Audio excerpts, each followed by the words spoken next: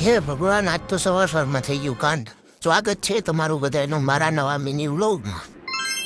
સવારમાં મારી ઘરવાળીએ મને મોકલી દીધો છે ગાંઠિયા લેવા માટે. ગાંઠિયાની લારીએ પહોંચે ત્યાંનો ધબધબાટી હાલતી હતી.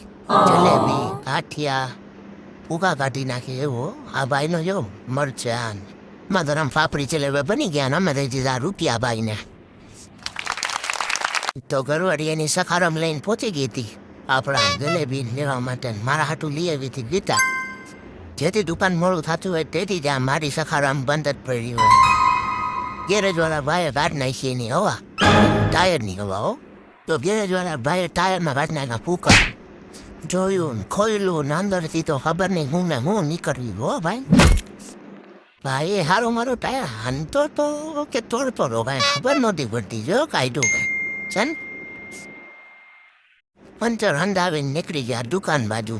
ઘરા રાહ જોતા હતા એટલે ફટાફટ દુકાને પહોંચી ગયા. પહોંચીને સૌથી પહેલા ઘર નાખ્યું એસી ચાલુ. એસી ચાલુ હોય ને ઘરા આવી ગયા હતા, બેઠા હતા ફોનમાં વાતો કરતા. આ હતું એમના પતંગનું ફાઇનલ લુક. જોરદાર લાગે છે ને. એનું કામ પતાવ્યું તે આવી ગયા હતા મારા બીજા ક્લાયન્ટ. આ ક્લાયન્ટને કરવાના હતા 40માંથી 20 એટલે કરી નાખ્યો કલર. એ ભાઈનું કામ પતાવીને નીકળી ગયા હતા જમવા માટે. નવા બ્લોગ, મિની બ્લોગ જોવા માટે ભાઈને ફોલો કર્યો. જય માતાજી.